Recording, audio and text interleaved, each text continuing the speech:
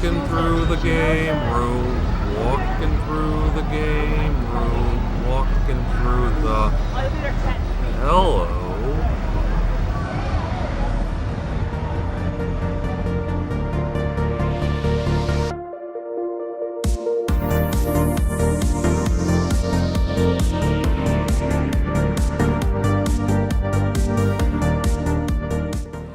Hello, welcome to Maison Otaku. Come in, have a seat. I'm Justin. And I'm Mike. And we're here to talk to you about Colossalcon. 2017. Which was fantastic this year, but we're going to cover exactly how fantastic it was. Yes. And we're going to cover it in this back and forth method because... Well, we were having such a good time, we actually didn't get a lot of footage. This is going to be sort of a story time episode, but... I mean, you subscribe to us to hear us rambling to a camera, so it's you're not familiar with. Which, in positively excellent news, new camera. Everybody, give a bit of applause to the latest member of the staff, our new camera. Yep. Because the old camera managed to take a crap on us at Colossalcon. Well, as it often, it's... the thing's been a problem. Okay, pictured here is what we've been using. Now this is what we have. It's, you know, still nothing top-notch, but is leaps and bounds compared to what we've been using. Yeah, and we've needed to make the added investment to bring you more quality programming. Which, because we're not monetized, meant I had to take a small loan. Yeah, it was that or sell the left arm. I kind of need that. But anyway, so we'll start with the main reason we were there. Yes. And the main reason we were there is this year they let us back in as panelists. Mm-hmm. We even got fancy panelist badges. Yeah, panelist badges, treated well by the staff, apparently because they expect us to be reliable. And you know, let's actually start with that. That was the weird thing. We just went in there with the simple goal of don't suck. Apparently that made us professionals. Yes. Folks, we just did what we do here on a hopefully more regular basis as we go into the new year. Yes. But yeah, it's just not so much this year, but it's like, especially in past years, I'd go to panels and it'd just be an hour of wankery. And I mean like more hems and haws than you get from me. That was, the fish was delish, and we heard track 6, it made quite a dish. Campus Outreach is looking for, hang on. To say nothing of, while we will excuse, there was at least one positively unprepared panelist that we do excuse. Yeah. We'll get to him, because kid's a scream. Yeah. But we repeated our two panels from last year, starting with, once again, Grit and Glory, an intro to 80s action anime, which you can see last year's edition still on the channel. Link in the description. Link right here. But what was fantastic was this year we were able to tighten up the presentation, nail down all the video footage and music that Mike had wanted to include last year, but laptops just didn't agree. Yeah, went out, saved up for 6 months to buy a laptop specifically to use just for this show. So we're not going to deal with any more of that. Yes. And the result was actually a very positive experience. We were quite glad, to tell the truth, that that one went off without a hitch. Oh yeah. And, well, for the most part anyway. Yeah, no more than your usual glitches. If there aren't technical difficulties, you're not at a con. 7 video rooms, 18 hours a day. It's a tough job, but our dedicated staff can take care of any crisis. Ooh. I can't take it anymore. No more music videos. I'm so proud of these guys. Their bodies have collapsed, but their souls still burn. What joy! The best place at the con! And you get to be here for another 20 hours! Where are our replacements? I'll quit. We were supposed to be showing Rama 1/2 in Video Room 3, but thanks to Roy, we're now showing Rama 1/3 in Video 2. Matt, Room 5 has a projector, but no screen. Yeah? Video 4 is a screen, but no projector. Mm-hmm. Video Room 3 has 2 screens and 2 projectors, but the Lupin gang aren't letting anyone in. Yes. And I will also say this, if there was one thing that made me particularly pleased, it was how many people reacted positively to Down to the Devil by Ed Guy. Yes. That's important to me. Well, yeah. Well, there's a reason we went with that one. Yeah. But, because I demanded it. To that end, also one that I was very passionate about, despite the fact that I was late to it. Celluloid Dreams, which last year didn't get approved until we actually arrived at the convention. Yes. And, going back to what I was saying earlier, despite the fact that we wrote it an hour before we had to give it, was still better than some of the panels we went to that year. Yeah. But this year, we had full presentation, full presentation, full preparation, until I discovered I had to work that Saturday. Yes. And so I ended up, and as you see in the video that we actually did record of that, Link in the description. As I said to the audience, today I'm cosplaying as somebody with a job. But yeah, no, that one, went really well. Little crunched for time, probably could have did a little bit better than that, but, this is the first time we were given it, so still went. Maybe next year we'll be able to fit all the video clips. And next year we'll work a little bit more on tying together the video clips, probably cut down a little bit on the actual discussion of animation. We rambled about rotoscoping, and that's just something we do. Yes. We wouldn't. They come to us because we ramble about rotoscoping. Yes. We have a core audience. We have established our niche. They demand it of us. Yes. We wouldn't be us if we didn't say, hey, this arcane thing right here, done on this bizarre niche property, that's why you should be in anime. Yes. Not, not these things that have all these fans and people who love them. No, this thing that was ignored completely. Yes. Speaking of which, yes. then our third panel, the first time we're doing this. This now, as that last one was Justin's dream child, this one was mine. This is something entirely Mike's idea, and I owe Mike an apology. I was completely unsure it would work because I wasn't quite sure what we were going to do. But one thing that's always been missing from cons these past few years is viewing rooms. They've just kind of gone out of favor, out of style. And I wanted to kind of bring that back, but also bring back, the feeling of the good old days where you and all your buddies would get together to watch some rare piece of anime you picked up. So I thought, like one year, many years ago at the Q&A panel at the end of the con, I asked, hey, if I wanted to run a panel, but it'd really just be a viewing room, would that be cool? And she flat out told me, submit it, we'll probably okay it. So what we did was Maison Otaku presents Late Night Laserdisc Cinema, where I brought in my own Laserdisc player, one of my spares, and a selection of mostly more mature, so many quotes, anime. Yes. Because we did make it an 18-plus panel.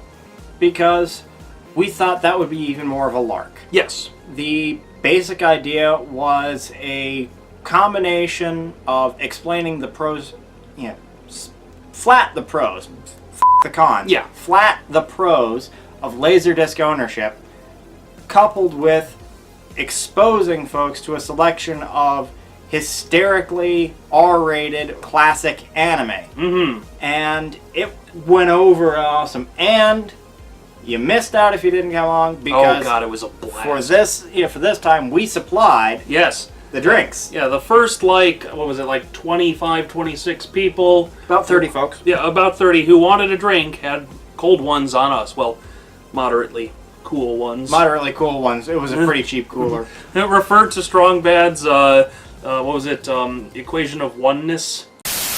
I call it the property of ones. It goes like this. The oneitude is directly proportional to the colditude of the one. And it was a fantastic time, and people just ate it up. Well, we were astonished at the reaction. Yeah, and that's the thing. Speaking of owed apologies, Matt Greenfield, we owe you an apology. Yes. As it turns out, Devil Hunter Yoko is indeed a gateway drug, even now. I decided, that'd be a fun one to show. I have the first episode on Laserdisc. And so I'm like, who here has seen this? No one raised their hand, except for, the people we know. Yeah, the folks who were there helping us out, our friends Jason and Squirrel, who were there helping. And, of course, my cousin Mike, Yeah. So no one raised their hand, and I'm like, okay, picture a magical girl show if it were violent and raunchy. And everyone's like, hell yeah, put that shit in. And we changed people's lives. I know, folks were thrilled by Devil Hunter Yoko. It was astonishing. At least 4 people, wait, what is this called? This is amazing. Yes. And people also reacted positively. We had AD Police up there. What was it? It was AD Police episode 3. Oh, and then we showed one of Golf Force Earth chapter, which that is one change I'm going to make next year. There are some Laserdiscs that I have to go out and buy. Yes. Because I do want, if we're going to show Golf Force, we have to show Eternal Story. Yeah, we have to show Golf Force's Eternal Story. Next year, go buy a Laserdisc of the first episode of AD Police so we can show that. Right. Quite frankly, I've been looking into Laserdiscs of Dragon Half because I think the people need to be exposed to Dragon Half. Yeah. But we're fairly certain we're going to get to do it again next year. Yes. We're applying for 2. Yeah, we're applying for 2 hours. But we're going to request if they can give us 3. Yes. Because people wanted more. And we wanted more, quite frankly. We wanted to do more because it was so fun to invite folks to react. That was part of what we also did, was we were inviting folks, shout things out. Yes. Engage. Well, and that was the whole shtick of this panel. It was a semi-interactive viewing room. We would talk about stuff going on screen, we would crack jokes, and we'd invite the audience to crack jokes with us. Yes. And it worked. Honestly, I don't think that could have went better than it did. No. With maybe the exception of having more drinks on hand. More drinks and more time. That's the only way it could have went better. We're working for with both next year. Yep. However, one thing that literally could not have gone better. Oh, sure, it could have gone better. I could have had a fuller wallet. Yes, well, same here. Ladies and gentlemen, this was an amazing dealer room. Somewhere along the line, somebody probably revealed the secret to the Colossalcon staff that the kiddos don't have any money. No. The collectors, who have jobs and therefore disposable income, they have the money. And so if you want happy dealers, you want dealers who are selling things to people who can buy them. Yes. And as such, the collector vendors came back. Oh my god, it was so refreshing. Merch as far as the eye can see, and classic merch. Exciting merch. Expensive merch. Art Toons. Art Toons saw us coming. Oh, dear Lord. First thing I did when I went into the dealer room, I didn't go to any shops. I went straight to Art Toons, handed them $60, and I just said, put this towards my tab. Which I actually owed less than I thought. That got me down to around $70. I left the con owing them 3 and some change. Yeah. As it turns out, there was a gentleman who is another Art Toons customer, another regular of theirs, who clearing out, downsizing. And was also pretty hardcore. Yes. And fellow after our own heart. He released some very choice, rare pieces from his collection. Which they brought specifically to sell to us. Oh, yeah. Like, they literally said, I brought this so I could sell it to you. Mm-hmm. And that's... First off, I got hosed. Start with yours. I should be specific. I didn't get hosed. What I got was strong-armed. Yeah, peer pressure. Yes, an outstanding amount of peer pressure. As you are well aware, I am a Tenchi Muyo fan and scholar. Yes. So, I'm helping him look through the cells in the Tenchi section. Yeah. And we see the perfect Mihoshi cell. Well, no. Let's not sugarcoat this. They knew I was coming, and they had picked up and set aside this Mihoshi cell. Yes. It's an OAV cell.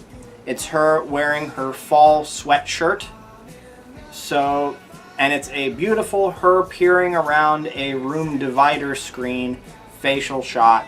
cell. And so Positively gorgeous cell. So both me and Dan from our Toons were like, Justin, take me home. Like, there's like, look, I'm like, look, Justin, she wants you to take her home. Look how happy she is to greet you. Oh yeah, the cell even had a wistful expression on Mihoshi's face, which Yes. is fantastic, fantastic. They're strong arming me. I'm looking at this going, oh god, this is something, because we're talking my favorite character. We're talking she only wore that that outfit in maybe 15 minutes of the show entirely. Yep. Wonderful cell. I gotta have it. And as I'm sorting out the layaway plan on this cell, Yes. as I'm sorting out my layaway, I turn slightly and there's this sumbitch. Yes. This sumbitch. Now, for those of you who don't know already, I'd hope you know already. I've mentioned this twice on the program. This is 5-Star Stories. This is the Knight of Gold from 5-Star Stories in 144th scale. And it's a kit by Wave. This is not only better detail than your Bandai Gunpla, it's molded in the gold. It's gold. Yes, it's actually it's got the metallic gold. Yeah, the gold plating on all the pieces, fully posable, beautiful detail, water slide decals, and it's 144th scale, so they're all tiny. But out of production, I have been wanting non-Bandai Gunpla for a while, and this is Cadillac non-Bandai Gunpla. This beats out Hasegawa macro stuff. Yep. So I was beyond ecstatic. You never see this sort of thing. Yep. And speaking of which, So I was so like, ow. in the corner with that, there was stuff they brought for me. This was set aside for Mike. They So- knew this So would get starting off, I don't have any of these with me because I threw that on my pile. Yeah. First was a laser disc. It was. a laser disc. That's a hell of a way to. I'm getting there. Okay, it was Japanese import laser disc box set, velvet and foil covered release of Memories. Yes. It's bad enough it's Katsura Ultimo's Memories, which is a wonderful series of Ultimo shorts, beautifully animated, an absolute tour de force of Ultimo just showing, Yeah. I can out-animate any of you guys. I already can out-manga you, I can out-animate you. Yep. But on top of that, it's a limited edition Laserdisc set in this gorgeous black velvet with foil embossed markings, Yep. slipcover. Mike lost his shit. He may have actually had an orgasm. Well, We can't be certain. well, between that and the other thing I found, I just walk up and They had all these signs. It does see signs about like new Star Wars.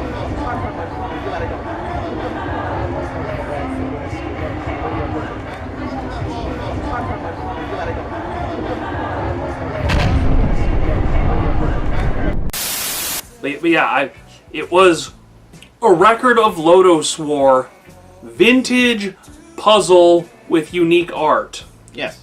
Oddly enough, more unique art of Parn and Deedlit overlooking a giant dragon. Because, of course, the Record of Lodos War franchise has this wonderful habit of beautifully drawn dragons that they're never going to actually use in the show. Yeah. But yeah, I saw this and I'm like, you should have seen us. We were literally like, We were complete shell shock there. We were shell shocked at Art Toons. We hadn't Then- quite got to this next fellow, and we're going to plug him. yes, shout out to Otaku Joe.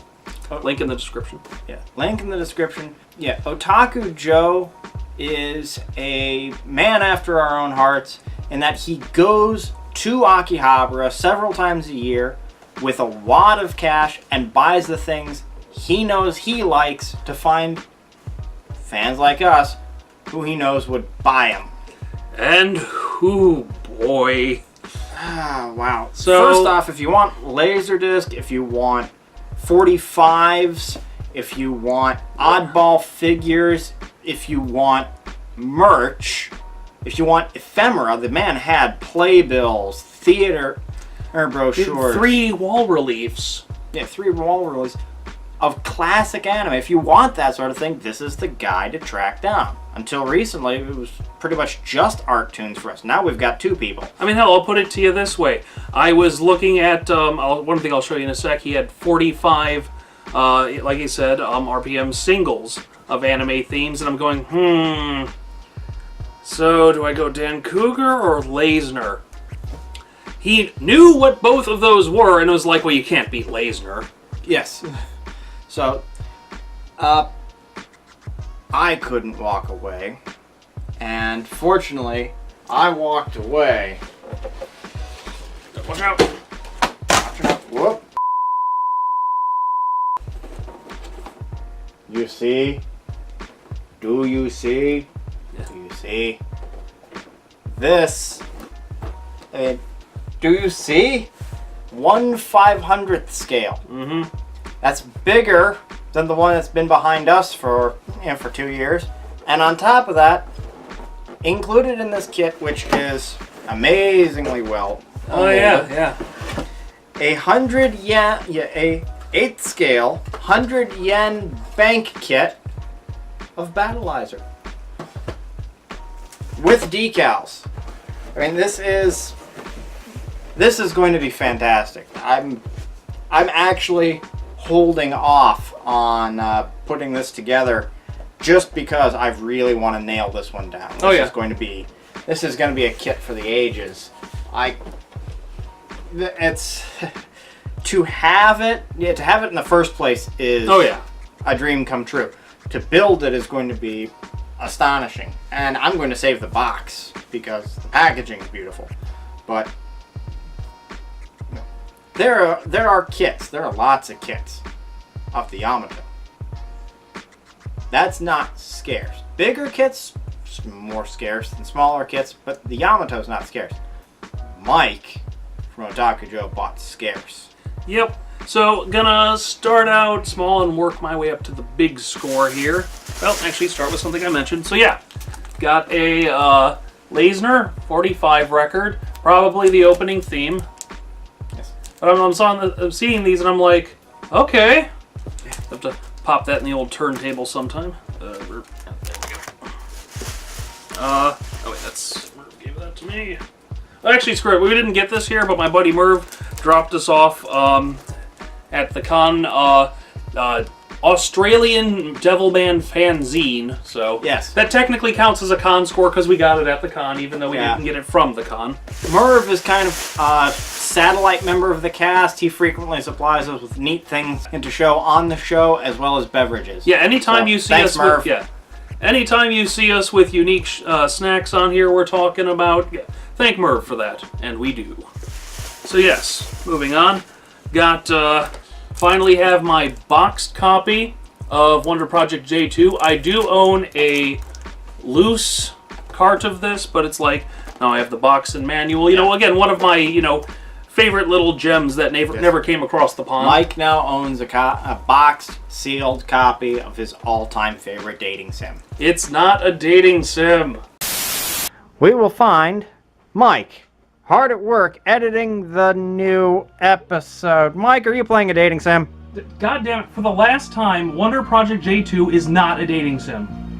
That's a girl. Yes. You're trying to make her do what you want. Yes. Dating sim. He will never convince me.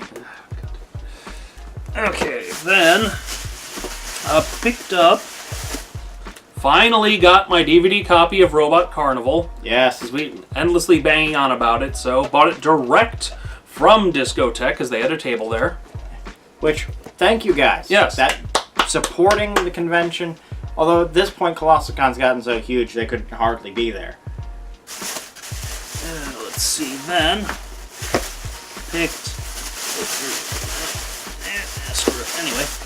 Picked this up.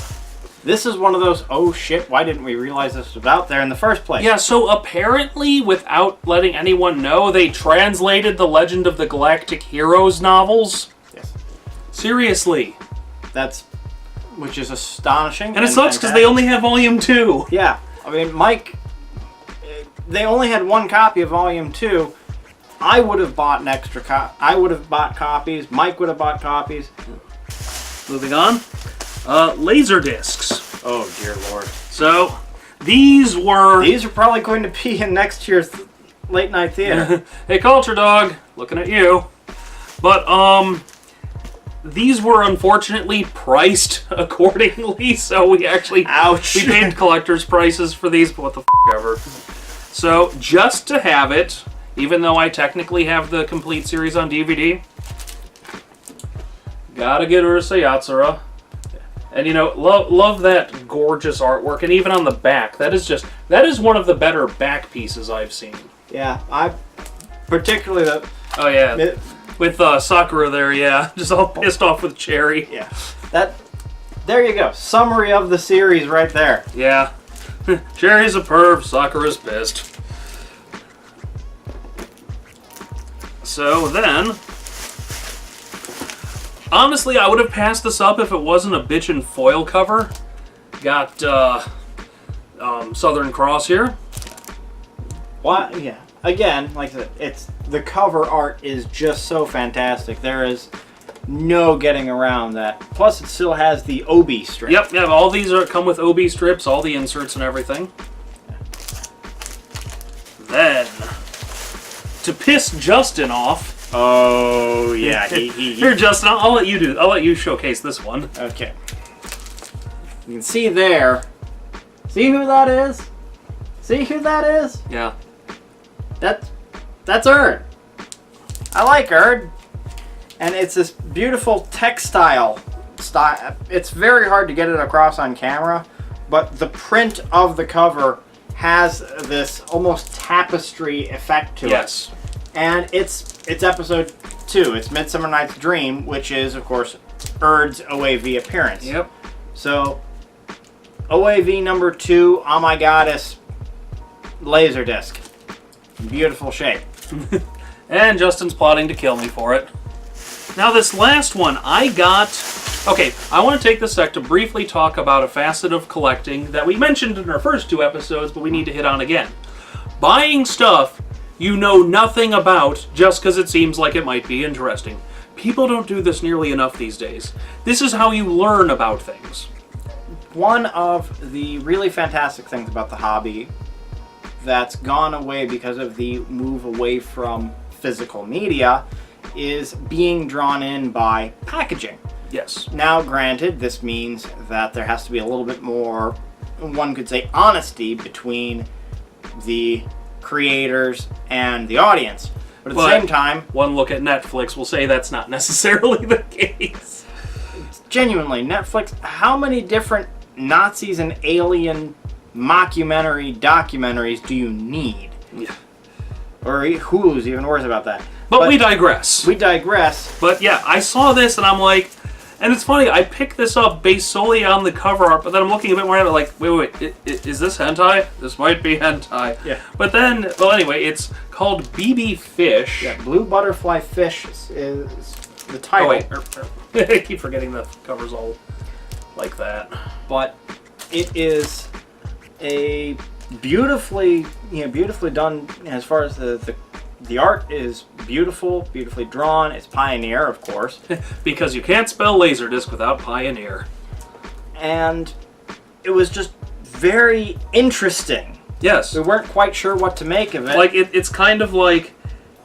Okay, so it almost has this Yasuo Umetsu art style, but the subject matter looks like Crying Freeman minus all the violence. It looks to be... We still have to sit down, we still have to watch this. Yeah, but... Research. But it appears to actually be a more mature summer romance. Yeah. OAV, which would be fantastic. And it's by Production IG. Yes. So You want to talk about a missing gem out of their catalog, possibly, or possibly something they did because they needed the money. But either way, whatever it is, we're sure it'll be interesting. Yes. And lastly, this is bragging rights. This is Mike's score for the year, and that's saying something. I am legitimately claiming that I am better than each and every one of you by just a hair for owning this. I'm not conceited. I never thought I would see one of these.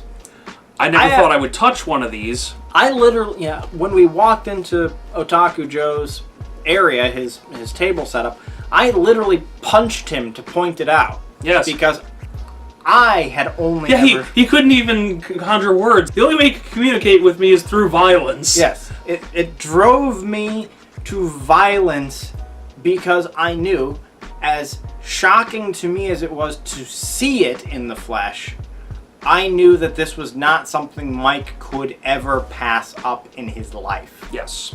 So...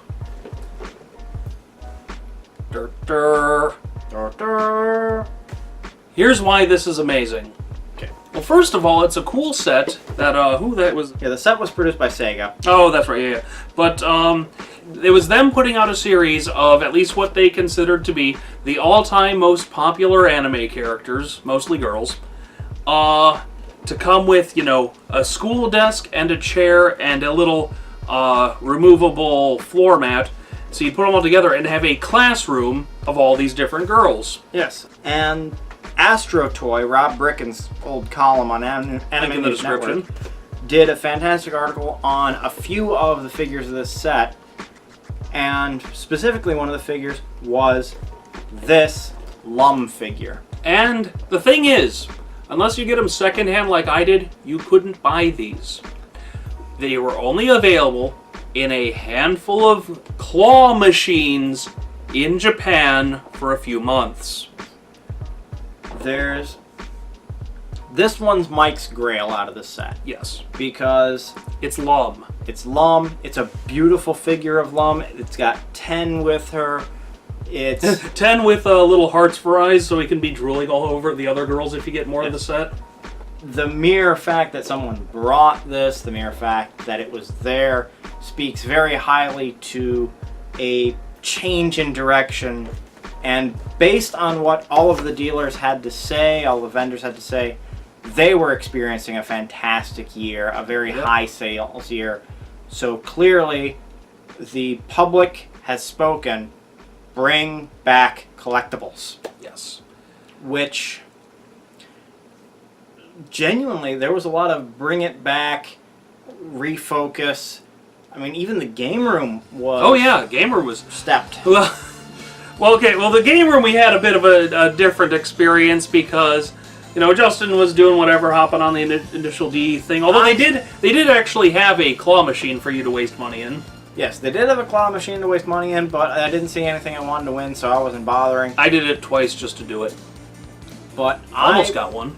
Yeah, I spent most of my time between Initial D and Disc Masters was what it was. Oh yeah. Oh no. Windjammers. Windjammer, Which is one of my all-time favorite. Oh, coming to PS4, I believe as well. Yes. With online play. which was fantastic.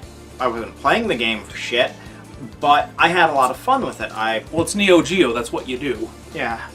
I was enjoying playing it. You know, the art style is very fun.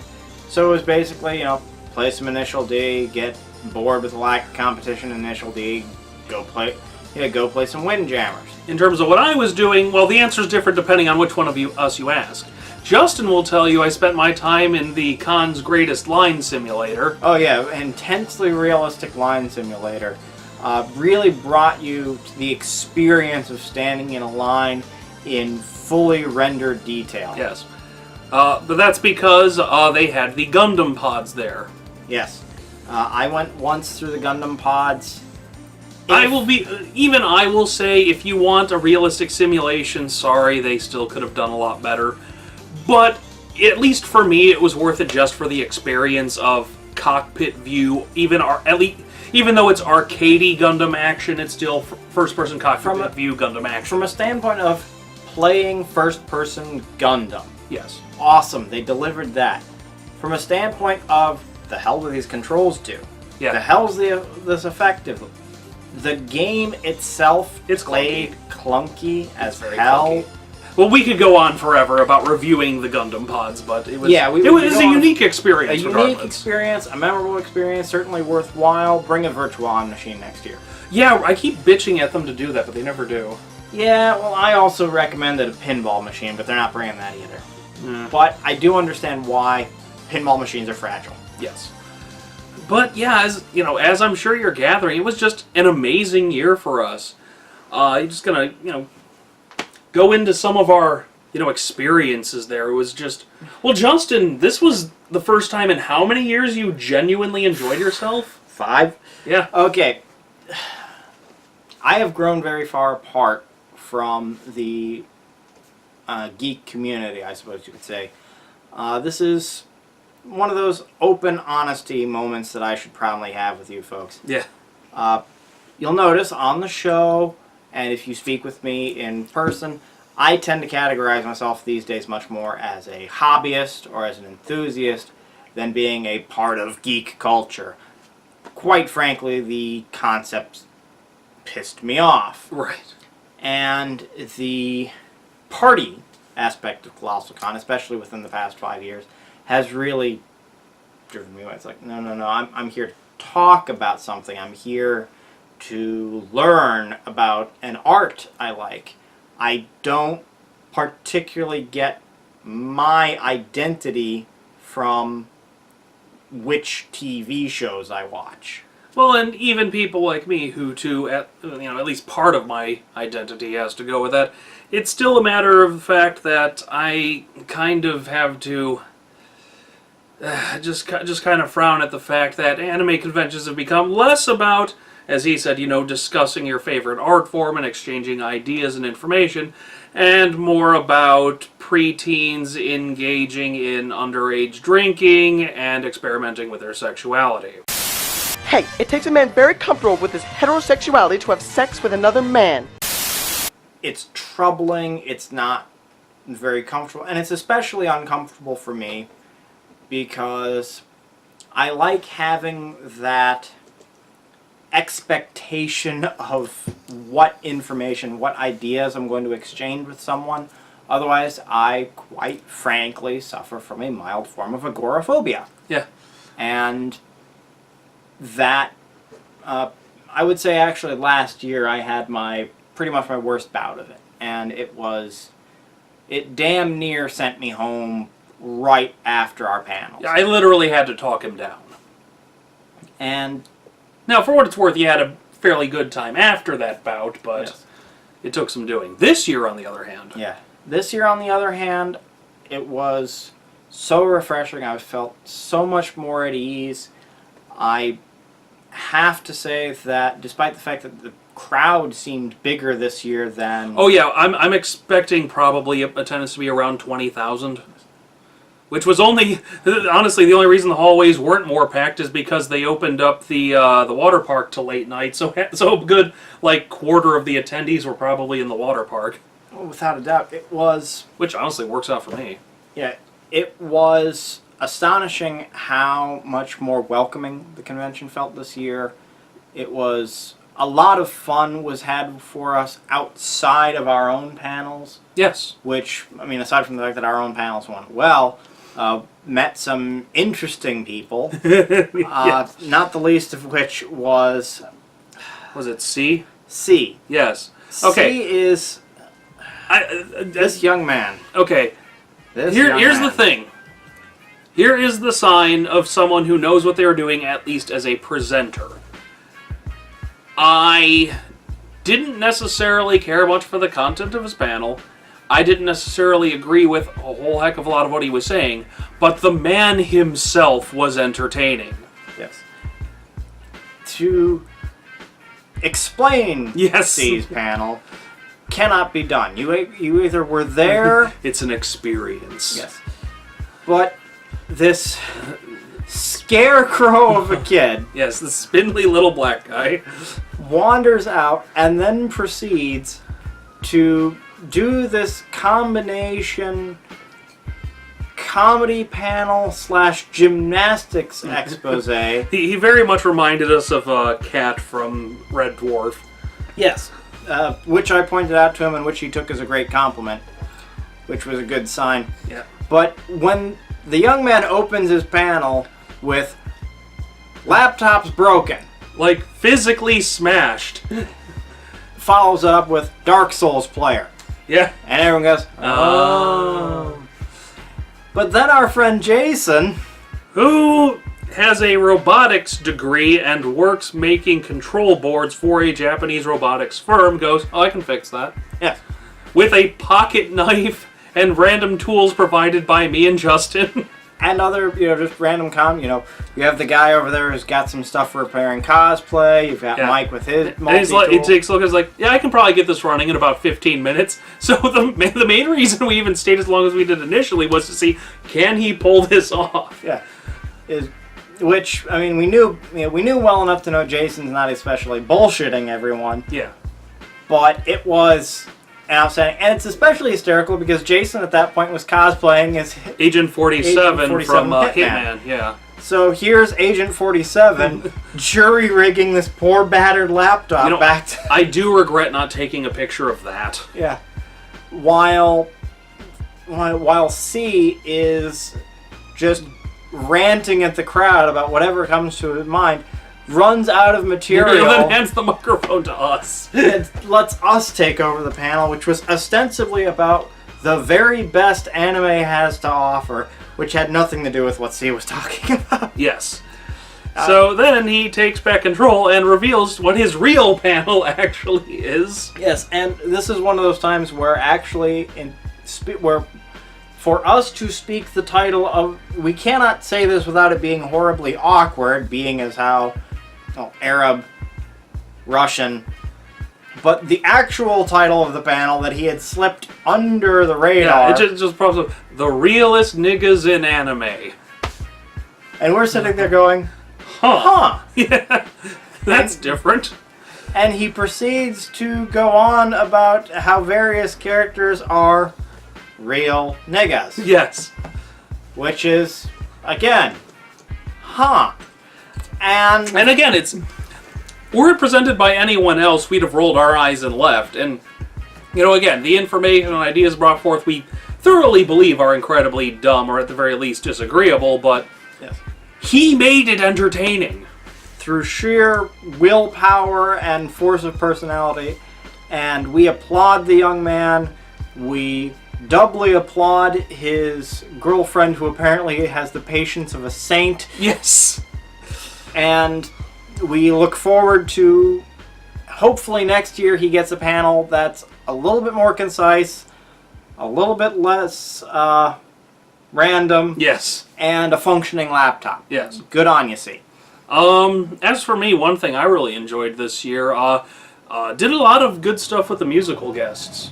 The concerts are usually pretty good. I go to, like my cousin's big, into that stuff. He hits every single concert, but it's like I usually go to at least one. Got to catch, Ghost in Blue, put on a good set, kind of like a rock band.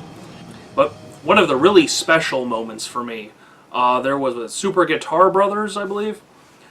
They do guitar renditions, acoustic guitar renditions of famous video game soundtracks. And it's great because, it's kind of saddening because after like a really crappy performer got done that everyone was dancing to, everyone left the room. So there's just like a dozen of us watching these guys, but they're like, hey, bring the chairs up, come on. So we were all sitting in this semicircle right around the stage while they're just jamming out their guitars. It's like, it's kind of one of those, like, I hate to sound corny, but it's one of those magical moments. Like, I'm at a con, I don't have to worry about work or bills. I'm just chilling here in this dim light, listening to guys play guitar renditions of the Mario theme. Yep. And life is good. Absolutely. For me, one of the more entertaining panels was actually Thursday. Gentleman actually put together a very concise, very good, this astonished me, a very good history of anime panel celebrating, of course, the 100th anniversary of Japanese animation. Which is actually something we should have mentioned in the beginning. Happy 100th birthday, anime. Yes. It was actually kind of interesting for me because being a student myself of animation with some specialty in anime, I'm sitting, I remember sitting in the row of the audience as he's setting up, just kind of, and I've got my... you've basically, like, mentally walked up to the presenting table and went, flop. Yes, I'm sitting here going, is he going to start at Astro Boy? Is he going to start at Momotaro's Sea Warriors? Or is he actually going to talk about the pre-war stuff and the pre-World War I stuff? Well, the mid-World War I stuff, that's effectively paper cut animation. He covered all of it. He covered all of it, and that was incredibly thrilling for me because it's very easy for folks to leave out that area of animation because it's not traditional cell animation. It is a paper cut animation. It's actually moving pieces of paper to create animated sequences, which is difficult in its own right. Think South Park in terms of the style of the very early episodes of South Park. Although some of the early animation he showed, there was actually quite a bit of South Park in even the styles and motions. Definitely, there was a character that looked suspiciously like Chef. Yes. But that was fantastic for me because that's precisely what I want to see. Informative, educated, based in the history, based in exposing folks to something that they're not familiar with. That was, hold on a sec. Actually, he was selling some of his physical copies of some of his essays he wrote. What was it? Sorry, bro, I'm forgetting your name right now. Was it Charles Dunbar? Yeah, Charles Dunbar. I was going to say John Dunbar, but that's the Dances with Wolves guy. Yeah. Charles Dunbar put on a great, and again, a good performance, too. Yeah, it was speaker. One of my favorite things from him when he's talking about, what was that one post-war production based on Chinese mythology? Well, anyway, I was almost on the floor laughing at this. He was talking about, this, and this is, paraphrasing him. You see this princess? She is kawaii as people loved her.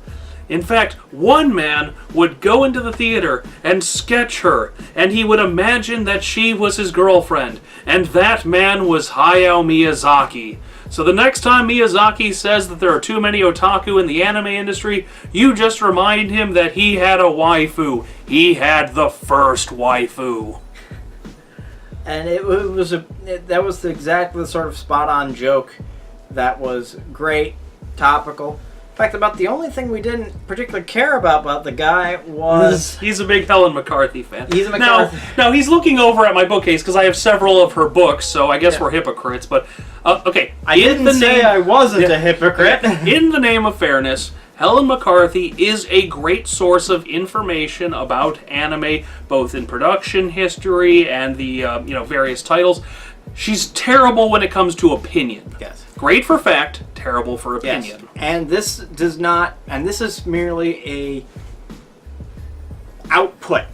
This is our opinion on her output. This is not our opinion on her. Oh no, she's a perfectly good, nice woman from what I understand. Yeah. From, by all accounts, friendly, down-to-earth person who loves the art form passionately, and that's why she has committed so much time to actually producing academic work, which is needed. On the other hand, she gave the Guyver half a star out of 5 routinely, and I can't bring myself to agree with the opinions of someone who would do that. Yeah. But the mere fact that we could have a conversation with this fellow about, so who are your sources? And he said, well, I like McCarthy. And we're like, you like McCarthy? But because he's not someone who's prone to autistic screeching, rather than getting into a shouting match, we had a conversation.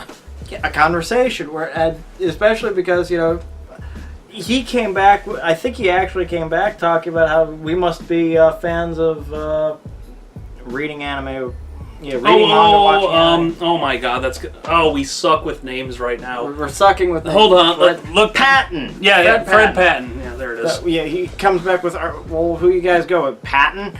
And yeah, we're Patton Masikites, so that yes. Well, that's the thing. We are part of the Masic army. We're here for you, Carl. Yeah, all two of us. Streamline that shit. So that's what we had with Colossalcon this year. A return to form that wasn't really a return to form. We don't think that there was any active decision making that was. Now remember, those two old guys from Maison Otaku have been disappointed with this convention for a few years. We gotta turn the ship around. We're not their target audience any longer. We know this. They just did a better job providing everything. Yes. Well, and as a very brief aside, I noticed there seems to be a shift in the fan base even, as is proved by our Laserdisc panel. There's, a lot of people are starting to look at, the flashy, cookie cutter CGI anime of today and thinking, kind of want more. Definitely that, and I think it's also definitely burnout. Yeah, a lot of burnout. One Piece, Going. Bleach, Naruto. It's like, hey, I have only tread water so long before you want someone to throw you a log. Yeah. It's like, hey guys, hey, I have an idea. How about we have a story that actually has a beginning, middle, and end? Tell you what, that's what they're missing out on. The savior of modern anime burnout is the OAV. Yes. 2 episodes, folks. Sometimes you only got 2 episodes. Sometimes you only got one episode. Sometimes you got 11. Sometimes you got Legend of the Galactic Heroes. 110. 110. It's a rare. And more. Well, we don't necessarily talk about that, but yeah, it's. And sometimes it was a couple episodes not even telling a concise story, just done purely because they had spare cash and wanted to give the fans a taste of what it would be like, a manga would be like in anime form. Definitely. There is something to be said for the openness, the warmness. We were greeted amazingly well. Yeah, it did for a little bit kind of go back to the small con feel that it had held on to for so long. While still being humongous. Yep. I mean, Thursday felt like Friday. Friday felt like Saturday. Saturday felt like Saturday felt like Friday because everyone was in the water park. Yeah. And Sunday I stayed home and played with my son. So, played with my son and ran my business. Because I could only get away from the shop for so long. Yep. Shameless plug. Haven, Raceway, and Hobby. Buy my stuff. Yeah. But anyway, so. Lots of neat folks there. Lots of fun there. And we can't wait for next year. Which is something we haven't been able to say for a while. No post-con depression here. Not much. Yeah, no tearful goodbyes. No teenage cosplayers trapped underneath the baseboards. Well, that you know of. You're holding out on me? Guy's got to make a living. Just a fantastic convention that we're looking forward to being a part of next year. We're submitting the whole slate one more time so that anybody that missed out this year gets another chance. We've got another idea that we're hoping makes it in. Yes. We feel pretty good about it. So stay tuned for that announcement. And, as one more final aside, this is the last filming in Mike's living room. Yes. Justin is now not only Maison Otaku presenter, small business owner, he is also Justin homeowner.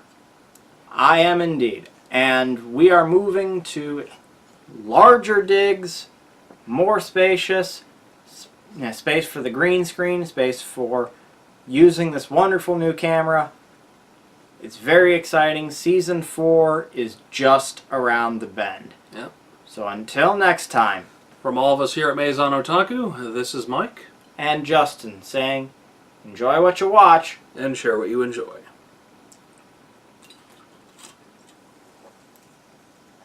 See ya.